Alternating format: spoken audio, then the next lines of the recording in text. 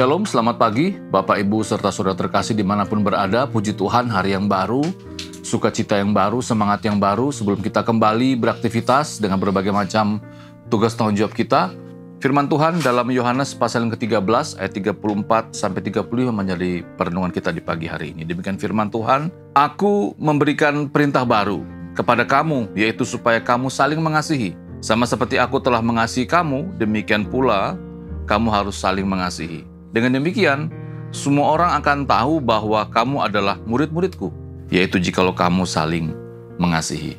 Dalam perenungan kita di pagi hari ini, kita akan kembali melanjutkan perenungan kita berbicara tentang karakteristik orang yang diselamatkan bagian yang kedua. Kalau kita melihat bagian firman Tuhan ini, jelas sekali bahwa inti pengajaran Tuhan Yesus adalah bicara tentang kasih. Ya, dan itu dia buktikan di kayu salib lewat pengorbanannya yang dimana dia mati ganti kita sebagai orang-orang berdosa. Dalam pembacaan firman Tuhan kita, di sini ada nasihat yang jelas sekali bagaimana kita sebagai sesama orang percaya, ya, sesama orang percaya, sesama orang-orang yang sudah dikasihi oleh Tuhan, sesama orang-orang yang sudah menerima anugerah Tuhan, sesama orang-orang yang dosanya diampuni. Mari kita saling mengasihi. Ya, mari kita saling mengasihi.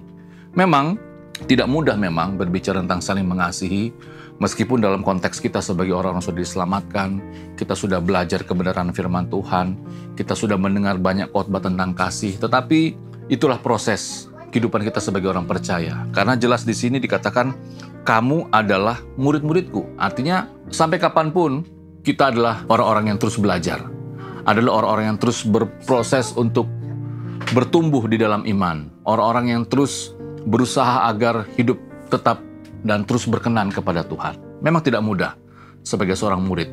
Tetapi firman Tuhan di pagi hari ini kembali mengingatkan kita, kembali memotivasi kita sebagai sesama murid, sebagai sesama orang yang berproses, bertumbuh semakin dewasa di dalam iman.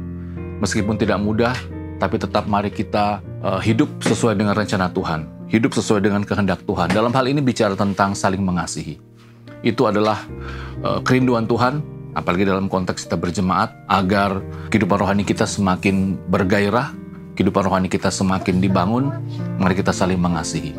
Kiranya firman Tuhan di pagi hari ini kembali lagi dapat mengingatkan kita bagaimana karakteristik orang yang sudah diselamatkan adalah orang yang saling mengasihi. Kita berdoa. Tuhan, pelajaran yang sangat mendasar sekali dalam kehidupan kami sebagai orang-orang percaya.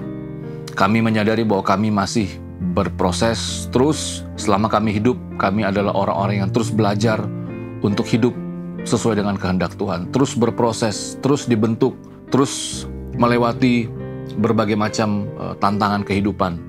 Tetapi kami bersyukur karena nasihat-Mu jelas bagi kami, bagaimana kami harus saling mengasihi. Memang tidak mudah, tetapi kami terus mau belajar untuk terus mengasihi, karena kami adalah orang-orang yang sudah juga dikasihi, adalah orang-orang yang juga menerima anugerah Tuhan. Terima kasih Bapa, mampukan kami kiranya di hari ini kami dapat terus belajar untuk mengasihi sesama kami. Di dalam nama Tuhan Yesus kami sudah berdoa dan bersyukur. Amin.